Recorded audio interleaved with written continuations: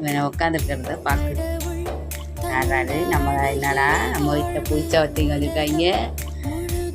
என்னடா இது ஒருத்தன் அவ்வளோதான் பயந்துக்கிட்டு மடியில் வந்துட்டான்.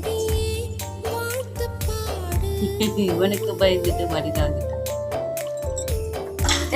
பூச்சியாரா வாசிட்டே ஒன்று விடுவேன். பூச்சி சோப்படி அது.